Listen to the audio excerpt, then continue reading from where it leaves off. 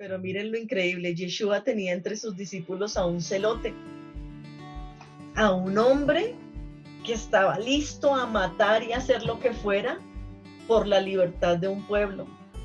Pero no es con fuerza ni con ejército, es con su espíritu la revolución más fuerte.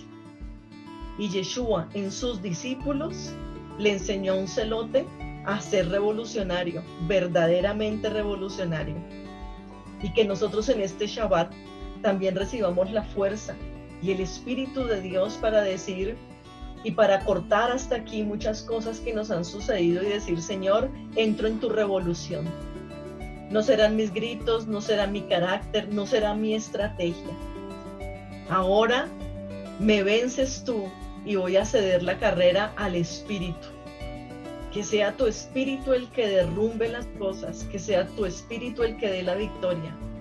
Qué bueno empezar un Shabbat después de esta clase para pensar y meditar sobre esto.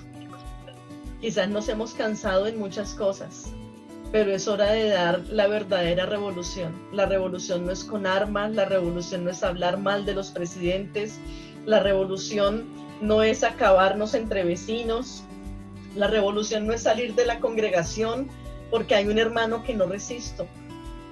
La revolución es el Espíritu de Dios cambiándonos a nosotros y cambiando a otros. La verdadera revolución es amar al enemigo y bendecir. La verdadera revolución es vivir la palabra, porque eso sí que trae cambios espirituales. El amor, la Torá, el amor de Yeshua revoluciona los espíritus, al punto que los demonios empiezan a identificar y a decir, ¿qué tienes con nosotros, Yeshua de Nazaret? ¿Por qué no nos dejas en paz? Y él no había dicho una palabra. Su presencia, el amor poderoso y el espíritu empieza a traer un cambio genuino y revolucionario. Esto nunca lo había traído nadie a Israel. Siempre habían sido guerras y peleas entre los reyes y conquistas a la fuerza. Pero viene Yeshua y empieza a mostrar una dimensión muy por encima de ellos y sobrenatural. Y es lo mismo que nos pasa a nosotros. Nosotros no hemos nacido ni hemos crecido en hogares espirituales. Ni nuestros padres nos han enseñado a tomar armas espirituales para vencer, siempre nos han dado estrategias humanas. Y ahora venimos a conocer a un Yeshua, a un Dios de Israel que nos está revolucionando y nos está diciendo, no es con fuerza ni con ejércitos, es con mi espíritu. Espera, esa no es la estrategia. Así yo no voy a actuar, yo actúo a través del espíritu. ¿Y qué tenemos nosotros que aprender? A tener relación espiritual con un Dios que es espíritu para que Él nos dé las estrategias correctas. Y es lo que nosotros necesitamos hoy en día, es lo que nosotros necesitamos ver. Y vamos a ver dos citas más para mirar de esta parte de los celotes. Hechos 22:3 y Gálatas 1:14. Entonces voy a pedirle a Denis si me regala Hechos 22:3 y Norita Gálatas 1:14. Yo de cierto soy judío, nacido en Tarso de Cilicia, pero criado en esta ciudad, instruido a los pies de Gamaliel, estrictamente conforme a la ley de nuestro Padre, celoso de Dios, como hoy lo sois todos vosotros. Y el siguiente versículo que dice, léenos el siguiente también, por favor. Perseguía yo este camino hasta la muerte, pretendiendo y entregando en cárceles a hombres y mujeres. Y aquí vamos a ver algo muy interesante. Yo no sé si ustedes habían caído en cuenta, pero uno usualmente no lo conoce. ¿Pablo era judío? Sí. Sí, lo dice ahí, pero no era israelita. Porque nació en Tarso de Cilicia. Y aquí hay una imagen de dónde está Tarso. Ah, ok. Ahora cambiamos de cámara, entonces no.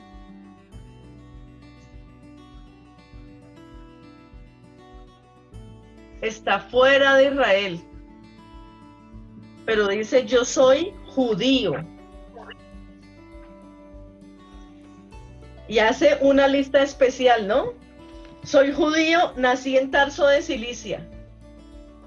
Y de pronto nosotros hemos recibido formación de que el apóstol Pablo, el rabí Shaul, como le entendamos más, era judío, y por eso uno cree que él nació en Israel y nació en Tarso de Cilicia. Y dice, pero me he educado en esta ciudad. Mi maestro fue Gamaliel, uno de los grandes rabinos de la época. Dice, con esmero me instruyó en la ley de nuestros antepasados. Siempre he mostrado ser un celote ardiente por Dios, igual que ustedes hoy. ¿Y quién fue Pablo? El que dio la orden para apedrear a Esteban. Miren hasta dónde una persona apasionada y celosa por algo puede llegar a estaturas de esa forma. Apasionado por Dios al punto de matar a uno de sus hermanos, porque luego viene a caer en cuenta y el Señor viene a llamarlo a lo mismo por lo que mató a Esteban, por Yeshua. Esa clase de celo a nosotros nos puede dañar. Pero los celotes estaban en el tiempo de Yeshua, o sea que Yeshua, uno siempre tiene una imagen distorsionada por las películas que dan. Y uno no se da cuenta de económica y políticamente lo que estaba en el tiempo de Yeshua. También habían guerrillos, también había gente fuerte, también había gente que mataba por un partido, por no pensar igual que nosotros, y habían esos apasionados que matan a nombre del Señor y a nombre de una libertad. ¿Qué nos dice Gálatas 1:14? Dice, en el judaísmo aventajaba a muchos de mis contemporáneos en mi nación, siendo mucho más celoso de las tradiciones de mis padres. O sea que aquí el rabí Shaul o Pablo está siendo feliz, está diciendo, yo era el líder entre todos, yo era el que lideraba, estaba mucho más adelante que el resto, pero el Señor vino a tumbarlo y a decirle, necesito quitarte escamas de tus ojos, porque tú no me conoces. Entre los discípulos de Yeshua había un celote. Y la función o la idea del celote era derrocar a Roma, armándose violentamente, humanamente. Eso era lo que hacían y esa era la función del celote. El objetivo de ellos era derrocar a Roma y armarse, a derrocar a Roma como diera lugar. Entonces ellos veían una prisión de los judíos y de los hebreos, física y humana, pero no cayeron en cuenta de la prisión espiritual en la que ellos mismos vivían por su pasión. Y este era uno de los grupos políticos, económicos y sociales en el tiempo de Yeshua. Y había entre los 11 un celote. Imagínense las discusiones que tenían estos hombres, porque traían una formación diferente. Y hubo un maestro que pudo llevarlos y entenderlos.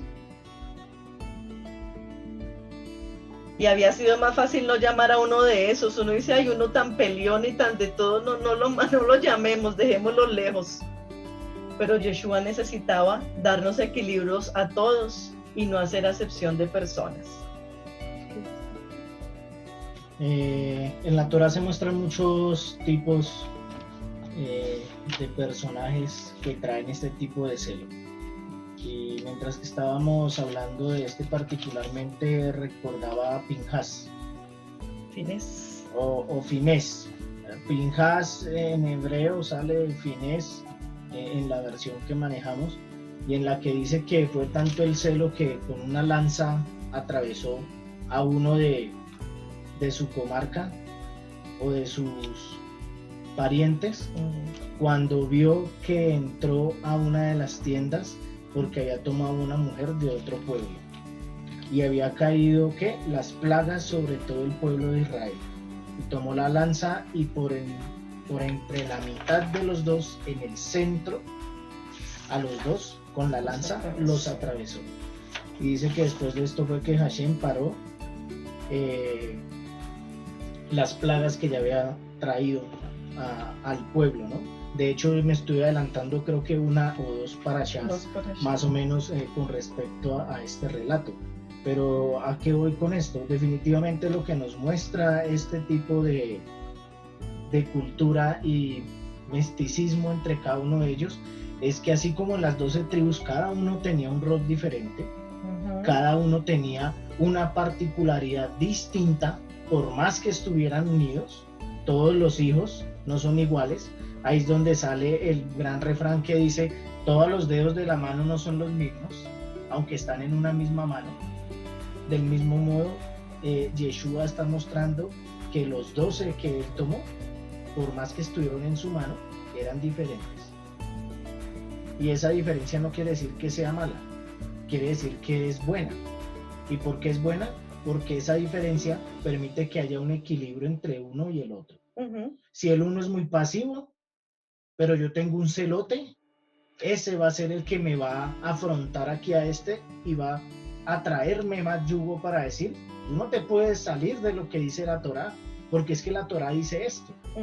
Si el otro está muy dormido y el otro que es medio alborotado, entonces va a despertar al otro y le va a decir: venga, usted está muy dormido, despierte, porque necesitamos es gente activa en la Torá.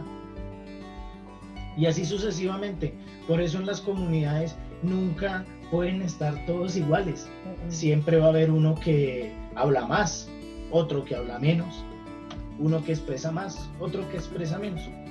Y en la cultura y en el pueblo, los grandes estudiosos de Torah y eso, o casualidades, por así decirlo entre comillas, los grandes rabinos no son rabinos que hayan nacido dentro del pueblo.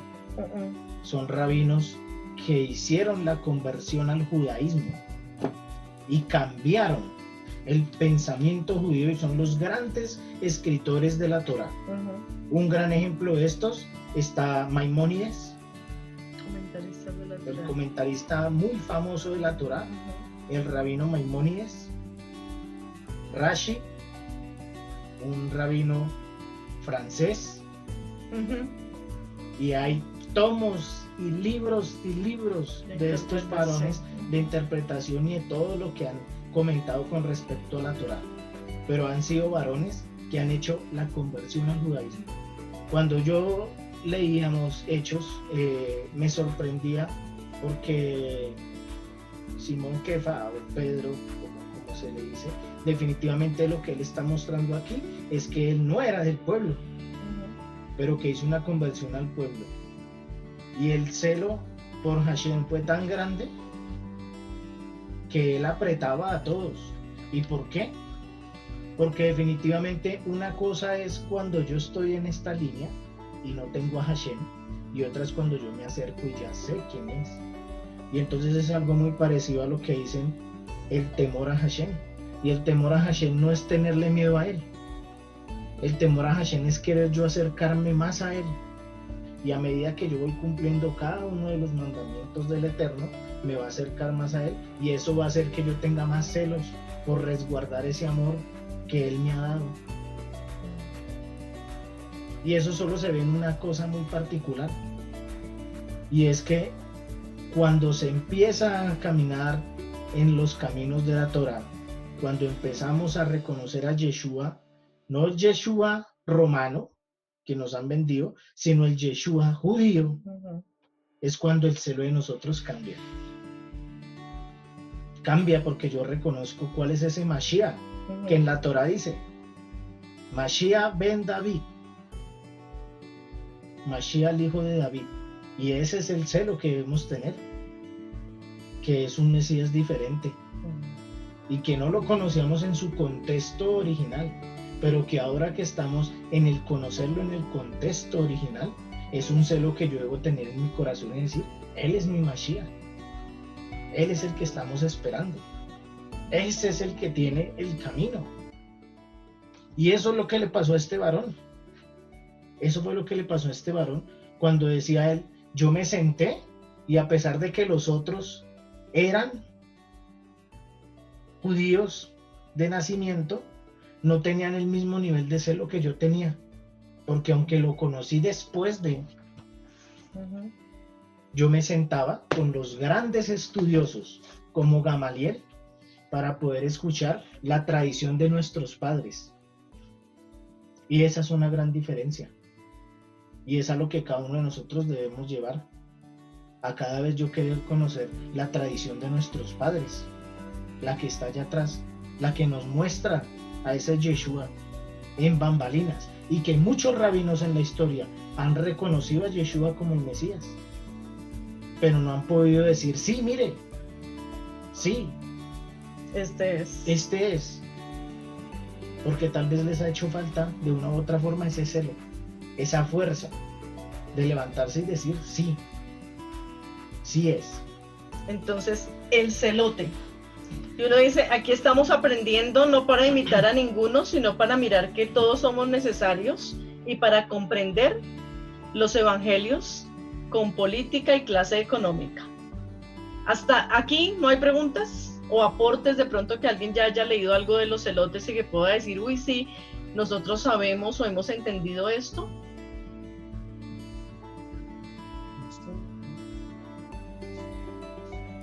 Listo. Vamos a pasar a otra clase política en el tiempo de Yeshua, los herodianos. El grupo de los herodianos era un grupo de judíos que se sometían al imperio romano bajo la religión judía. O sea, no dejaban de ser judíos, de practicar el judaísmo, pero se sometían sin problema al imperio romano.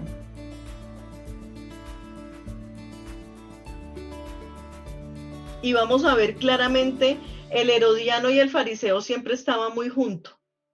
Siempre eran dos grupos muy cercanos y muy juntos. Entonces, son esos grupos que dicen, sí, practicamos el judaísmo, pero si el gobierno dice algo, ay, pues ya no peleemos y dejemos así. El Señor comprende, Él sabe. Esos son los herodianos. Eran judíos, practicantes del judaísmo, pero que se someten al imperio romano. Y vamos a ver 3 citas. Entonces, Yamile, ¿tú me puedes ayudar con Marcos 3:6?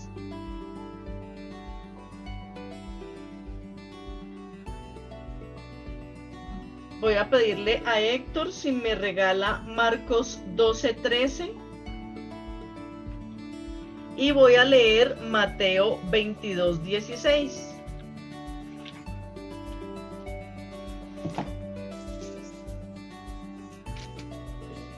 Marcos 12:13. Sí, entonces repito, Marcos 3:6, Marcos 12:13 y Mateo 22:16.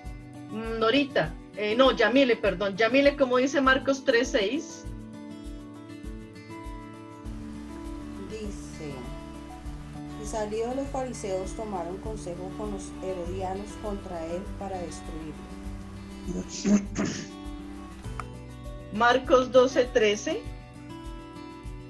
Y le enviaron algunos de los fariseos y de los herodianos para que les sorprendiesen en alguna palabra. Y Mateo 22:16 dice, así que le enviaron algunos de sus propios seguidores, juntos con otros que pertenecían al partido de Herodes, los herodianas, para que le dijeran, ¿Y qué le dijeron? Maestro, sabemos que tú eres sincero, que enseñas la Torá, y entonces dinos, ¿necesitamos pagar tributos al emperador romano? Y ahí es donde uno dice, miren que uno no nota estas cosas, pero es bueno que las aprendamos, porque cuando las volvemos a leer, ya dice uno, no, es que mire todo lo que había. Los herodianos eran judíos que practicaban el judaísmo, pero estaban de acuerdo con el imperio romano, y uno dice, ¿cómo es posible esto? Un imperio de otro país que viene a mí a someterme, pero estoy de acuerdo. ¿Por qué? Porque no me hace mal a mí, porque de pronto puedo yo sacar tajada. Si yo pongo la cara bonita, ese gobierno de pronto me puede dar algo que me beneficie. Entonces, pues de malas mis hermanos o mis compatriotas si les fue mal, pero desde que a mí me vaya bien, ¿cuál es el lío? Y Yeshua conocía los corazones de estos. Entonces, como eran practicantes del judaísmo, uno fácilmente no puede detectar, pero Yeshua, que conoce el corazón, sí. Y ellos se juntaban con los fariseos y le decían, maestro bueno, sabemos que tú tienes buenas obras y tú estudias la Torá bien. Nosotros tenemos una pregunta para hacerte, querido rabino. ¿Nosotros debemos pagar el impuesto a Roma? Y Yeshua le dijo, al César lo que es del César, a Dios lo que es de Dios. No les dio una respuesta errada a los del partido del gobierno. Miren la inteligencia, la sabiduría y el discernimiento de Yeshua para hablar a cada grupo como le va a entender. Yeshua no se hizo mala vida aquí en la tierra tratando de enseñar lo que la persona no puede escuchar y no desea escuchar. Y la Torá da para todo eso. Entonces a los herodianos les respondió como ellos querían, política y económicamente. No, pagar impuesto no es malo. Paguen lo que deban a él y denle a Dios lo que es de Dios. Y esto nos enseña a nosotros, porque a veces uno se ha dado mala vida, uno ha tratado de cambiar, uno ha tratado de transformar personas, pero no entiende el contexto de cada persona. Y nosotros necesitamos conocer esa clase de personas y poder discernir. Hace 8 días decíamos, es importante que pidamos discernimiento. No es malo pedir discernimiento, porque necesitamos saber cómo llegar a cada persona y qué tiene cada persona y cómo hay que hablar y de qué manera establecer vínculos donde ellos entiendan la Torá, no puedan hablar mal de la Torá y se den cuenta que la Torá es libertad y no una cadena difícil o triste o terrible de llevar. Este era el grupo de los herodianos, las personas que estaban a favor de Herodes aunque practicaban el judaísmo. El gobierno que no me toca o no me duele pagar, entonces yo tengo cómo hacerlo, entonces no hay problema. Y ellos iban muy unidos con un grupo del que se habla muchísimo en la palabra y que se habla supremamente mal, pero en medio de todo vamos a conocer que son una bendición y que Yeshua pertenecía a este grupo económico o a este grupo de gobierno, a este grupo, y era el de los fariseos. Qué interesante ver, porque uno dice, ¿por qué eran tan nombrados los fariseos con Yeshua?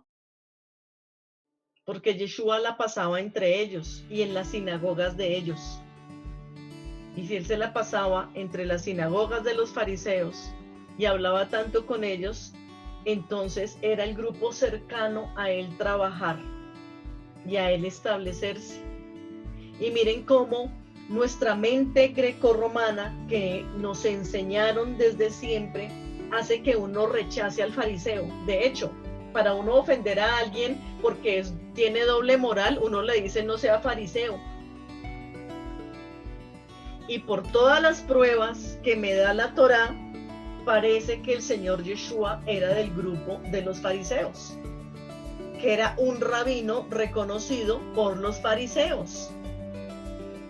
Y para que a mí me dé reconocimiento un grupo, yo debo tener comunión con ese grupo. Yo no puedo esperar que los maestros del gnosticismo o los Illuminati o el Opus Dei conozcan quién es Astrid Gómez y digan, ay, sí, ella enseña, porque yo no estoy de ese grupo, ni participo, ni estoy en sus conferencias, ni nada. Para que reconocieran a Yeshua los fariseos y continuamente él estuviera revuelto entre ellos y estando en sus sinagogas, es porque debía pertenecer a ese grupo. Y vamos a empezar a conocer características de los fariseos. Y qué bueno que pasa esto en nuestros corazones, porque cuando ya leamos, vamos a leer de una manera diferente sobre los fariseos. Y vamos a ver que nuestra interpretación de no sea fariseo no es que sea doble o que sea malo. Vamos a ver cuando le decimos a una persona que no sea farisea, le estamos diciendo cosas erradísimas. Entonces vamos a mirar sobre los fariseos. Y los fariseos estaban constituidos principalmente por laicos. ¿Qué es una persona laica o laico? ¿Alguien sabe? Cuando dice esta persona es laico, ¿a qué se refiere?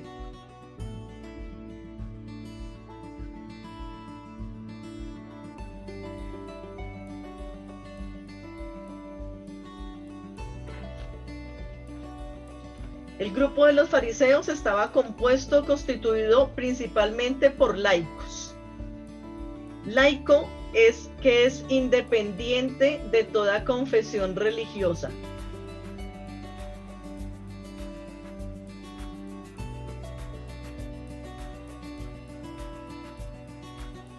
Y hay otra definición que dice que es una persona que no ha recibido ninguna de las órdenes religiosas que otorga la Iglesia Católica y por consiguiente no pertenece al clero. Y eso es positivo. O sea que son personas equilibradas o que no están sometidos a la religión romana. Y esto es bueno. Es bueno que uno no reconozca a la religión romana como autoridad sobre la vida de uno. De hecho, celebrar Shabbat ya nos hace totalmente diferentes a los romanos.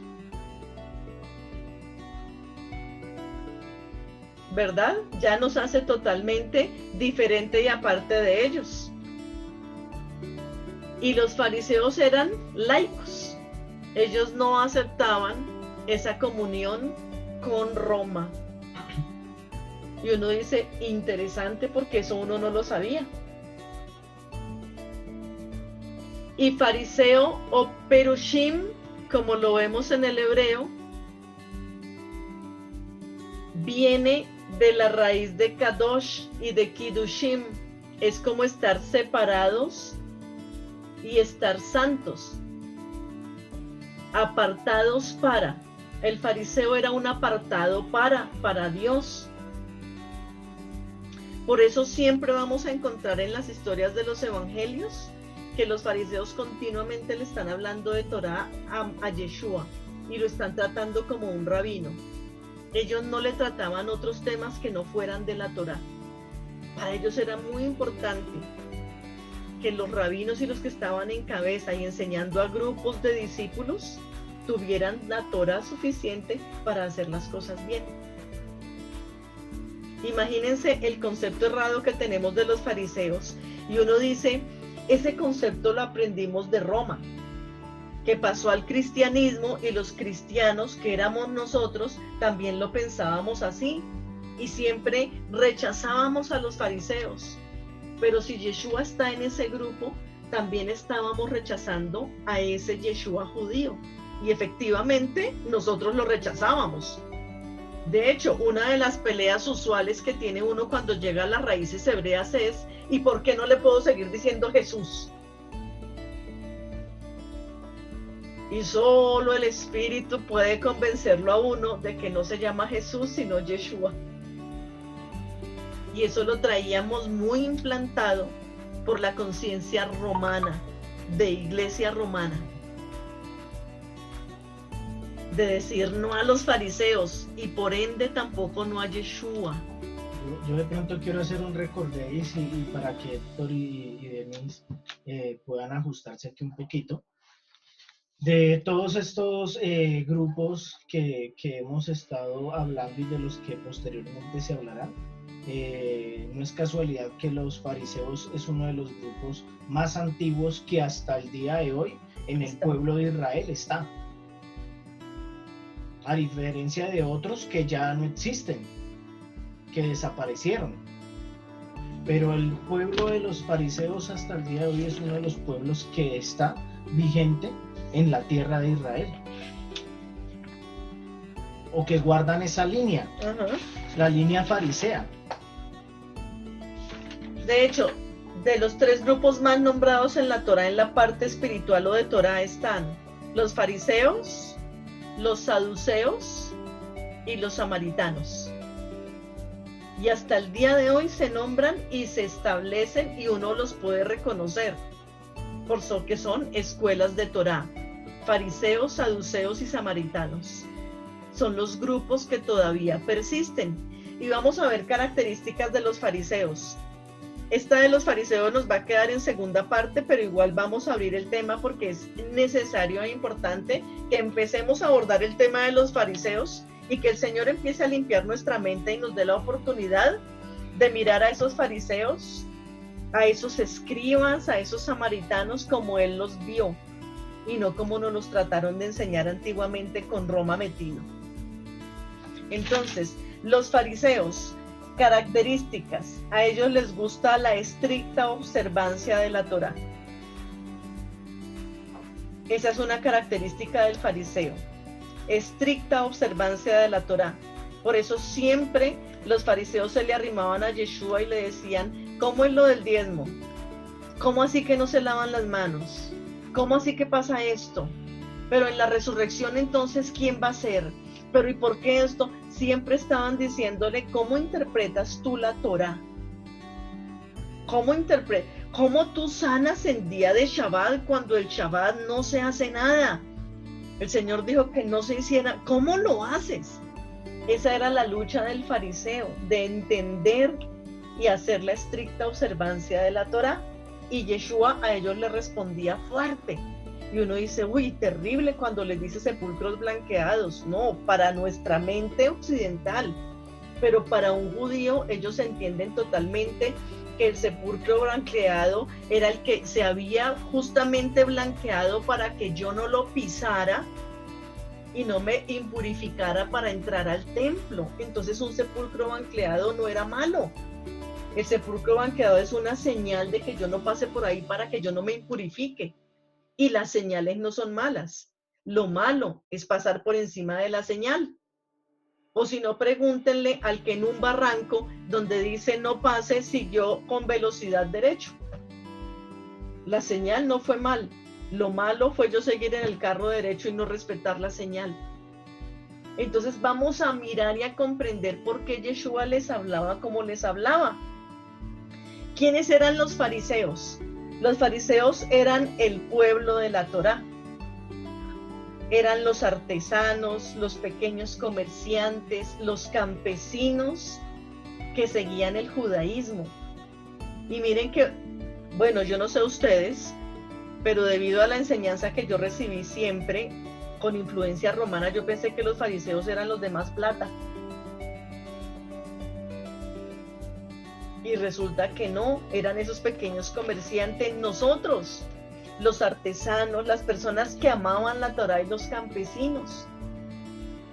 Entonces miren Yeshua cerca de quién estaba y cómo vino a ese pueblo.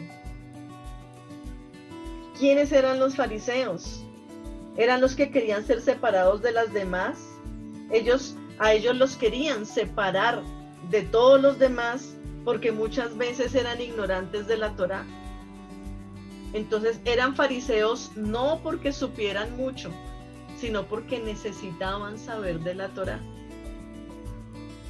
Muchos fariseos estaban y se la pasaban en el templo, no porque supieran mucho, sino porque querían saber de la Torá. Uno no sabe esto de los fariseos. Yo siempre pensé que eran los altos. Pero cuando nos pusimos a investigar de los fariseos y vemos que muchos de los fariseos se la pasaban en la sinagoga porque querían aprender de la Torá. Entiendo y me imagino ese pasaje donde dice que Yeshua les dijo: he aquí, el Espíritu del Señor está sobre mí, porque me ha enviado a sanar, a libertar, y cierra, enrolla el rollo de la Torá y les dice: hoy delante de ustedes se ha cumplido esta palabra.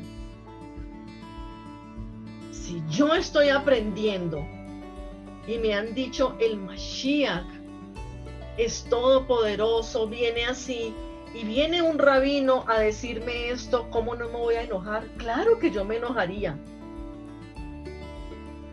porque es que no ha demostrado tener poderes sobrenaturales ni algo diferente para ser el Mashiach.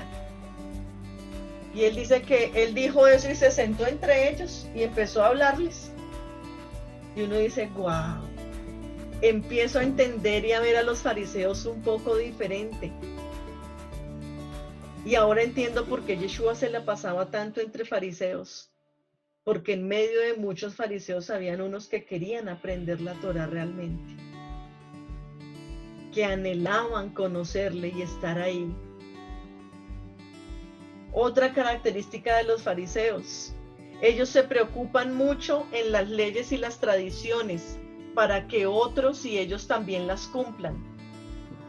El fariseo se preocupa por eso, porque las leyes y las tradiciones se cumplan, porque de esa manera no se muere el pueblo. Porque si yo tengo la Torá escrita, pero la Torá oral se convirtió en una tradición, si yo dejo morir la Torá oral, voy a dejar de interpretar muchas cosas de la Torá escrita, y yo necesito a esa Torá oral para poderlas entender en la Torá escrita. Por eso ellos eran quisquillosos con las cosas de la Torá escrita y las tradiciones, porque ellos decían: maestro, esto es una tradición entre nosotros, ¿cómo tú la vas a anular? Si es que de esa manera nosotros podemos entender la Torá. Y por eso Yeshua en Mateo 6 tiene que decirle: yo no he venido a abrogar la Torá, he venido a darle correcto cumplimiento. O sea, yo no estoy en contra. Yo lo que quiero es enseñarles realmente cómo es, y que ustedes hasta la Torá oral la interpreten correctamente. Por eso les dice Yeshua en algún momento: en este momento mis talmidín, mis discípulos, no ayunan, porque ellos tienen al novio, pero cuando el novio les sea quitado, ellos van a ayunar. Yeshua no les estaba diciendo que era malo ayunar. Lo que estaba diciéndoles es: mientras yo esté con ellos, ellos tienen que aprovecharme. Y luego vendrá tiempo para que ayunen espiritualmente y fortalezcan su ayuno para que vuelvan a comunicarse conmigo. El ayuno no es malo, pero ahorita tienen que aprovecharme. Por eso ellos eran tan inquisitivos en esas cosas con Yeshua, porque ellos aman la Torá oral y quieren que se adhieran a los corazones y las vivan. Por eso en este tiempo muchas líneas del judaísmo y el estudio de esto, aquellos grupos que no aceptan la Torá oral, uno de estos grupos son los caraítas, que no aceptan la Torá oral. Para todo el resto del grupo del judaísmo, eso es herejía. Es herejía, porque no pudo haber existido una Torá escrita si antes no hubo una Torá oral. Y por eso es la tradición de los patriarcas, la tradición de antaño. En una Torá oral no tendríamos el conocimiento de decir: pero ¿cómo Abraham aceptó la voz de Hashem cuando le dijo: sal de la tierra, de la parentela de tu padre y tu familia, tu madre, que yo te llevaré? Y uno dice: pero ¿por qué él aceptó? Si más allá está, no dice que él seguía o andaba con Hashem, dice que de un momento a otro podríamos nosotros interpretar que de un momento a otro él llegó y le habló, y Abraham dijo: sí, listo, yo me voy contigo. ¿Y cómo es eso que se va con alguien que le habló de un momento a otro? Esas son las cosas en donde uno tiene que entrar a mirar la Torá oral para poder comprender del por qué él aceptó ese llamado. Y debido al amor que los fariseos tenían por la Torá escrita, porque ellos decían, nosotros somos el pueblo apartado para guardar la Torá, todas las normas alágicas o las leyes que hay alrededor de la Torá escrita fueron hechas por los fariseos. Ellos añadieron muchas leyes o muchas normas para poder guardar la Torá escrita. Todas esas cosas que hacemos de tradición de algo que no está en la Torá, pero que sirve para guardar la Torá escrita, fueron hechas por los fariseos. Porque ellos dijeron, aquí está la Torá. Si nosotros no le colocamos un cerco alrededor que se llame tradición, cualquier persona va a venir aquí y la va a mancillar. Entonces tenemos que colocar alrededor de la Torá un cerco de protección para que no sea dañada. Y uno dice, lo hicieron de la manera más linda, pero debido a todo ese cerco de la Torá, es que a veces nosotros no hayamos podido participar de ella. Pero el fariseo ama tanto la Torá escrita que puso mucho cerco alrededor de tradiciones y de cosas para guardar la misma Torá. Y vamos a finalizar con esta última característica de los fariseos. Aquí quedamos con los fariseos en la mitad. Esta es la mitad de las características. En 15 días, Dios mediante, vamos a ver las otras características de los fariseos. Los fariseos esperaban que la llegada del Mesías los liberara del yugo romano. Todos los grupos tenían esa esperanza. Y los fariseos no eran otro diferente. Los fariseos también esperaban una intervención divina con la llegada del Mesías y que esa llegada de ese Mesías los iba a liberar del yugo romano. A diferencia de los celotes, ¿saben qué hacían los fariseos? Ellos se preparaban mucho para ese día con oración, con ayuno y observaban fielmente todas las leyes, particularmente las de Shabbat. Porque ellos tienen la clara convicción de que el Mesías es el Shabbat de Israel. Por lo tanto, ellos guardaban estrictamente todas las leyes de Shabbat porque decían, nosotros, si el Mesías es el Shabbat de Israel, nosotros ¿cómo vamos a infringir las leyes de Shabbat? Y si leemos los evangelios nos damos cuenta que la lucha de los fariseos todo el tiempo con Yeshua, ¿tú por qué en Shabbat haces? ¿Tú por qué no haces? ¿Por qué tus discípulos recogen espigas en Shabbat? Y uno dice, ¿qué tiene que pasen por una población y empiecen a recoger espigas y a comer? Que una de las leyes de Shabbat, una de las prohibiciones de Shabbat en el judaísmo es que se recoja alimento para comer. Porque se está modificando el alimento y cuando yo modifico el alimento estoy siendo un participante de la creación para transformar el alimento y eso no se permite porque en Shabbat se descansa.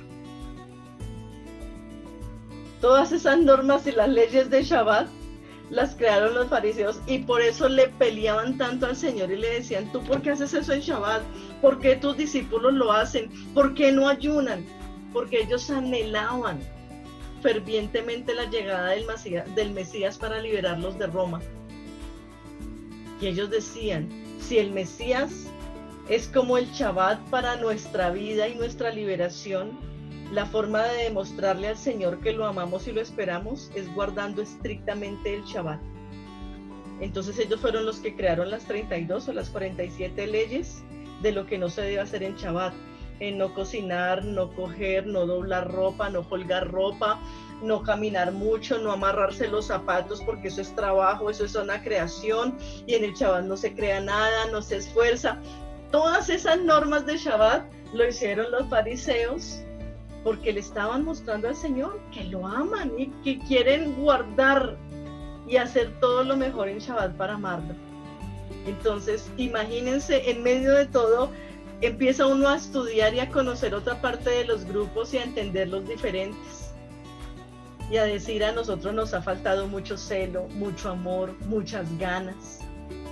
Pero la historia nos ha mostrado que hay personas que lo han hecho y ninguno tenía la razón.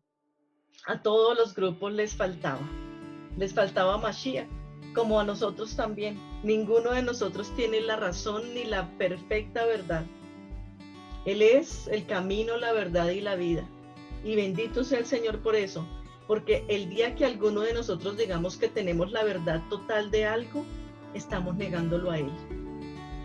Nosotros estamos caminando por fe y aprendiendo, pero la verdad perfecta nos la va a enseñar Él cuando Él venga.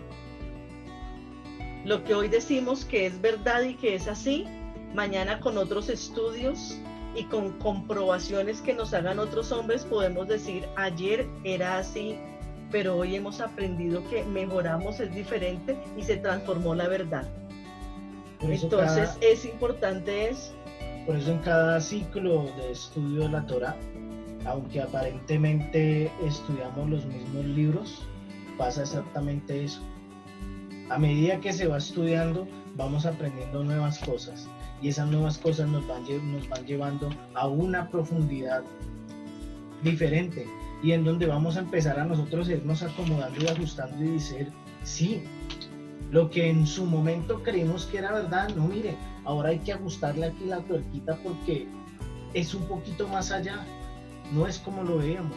Y eso ayuda a que aquellas personas que entran en el estudio de la Torá no se sientan así, como a veces algunos dicen, es que yo entro y voy a llegar perdido porque no sé nada. No, todos vamos a estar en un constante aprendizaje. Eso es como el fuego. Uno al bebé o algo le dice, no, quema, duele, y el bebé le hace a uno, listo.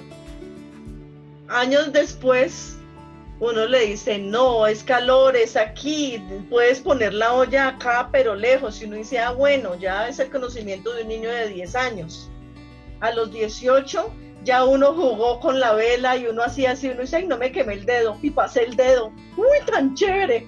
Y ya uno experimentó y uno dice, no, el fuego no es tan terrible. Y ya uno a los 40 años vienen los científicos de la NASA y no sé qué a decirle a uno que la llama azul nunca quema, que la que quema es la que está allá adentro amarilla. Y dice, compruébelo, ponga el dedo en la llama azul y no se quema. Y uno dice, ay, sí. A los 40 años. Siempre fue fuego y uno estuvo aprendiendo. Así es la Torá. Todos los días vamos aprendiendo de a poquito de lo mismo, pero se va transformando en algo más grande, más espectacular y donde uno dice no podemos dejar de estudiar. ¿Preguntas o comentarios hasta aquí? ¿Aportes?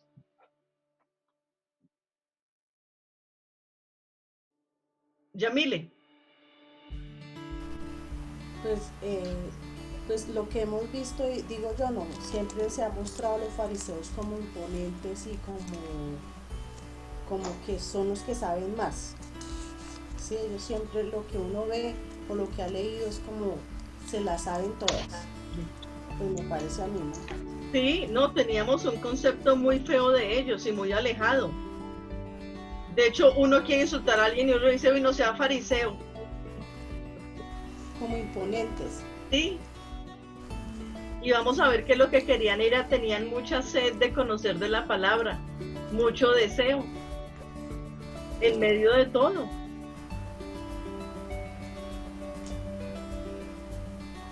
Comentario, pregunta.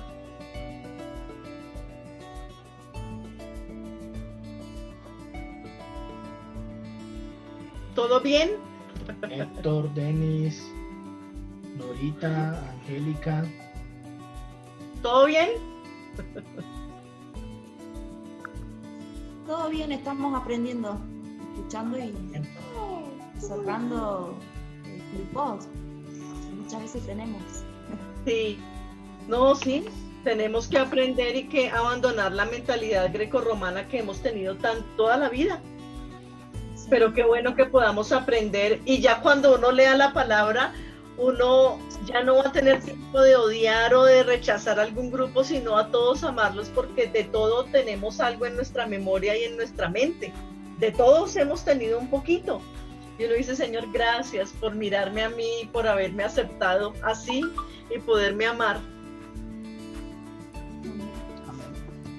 Entonces, oramos y quedamos despedidos para mañana estudiar. Que disfruten este resto de Shabbat con sus familias, con sus hijos, que estén contentos.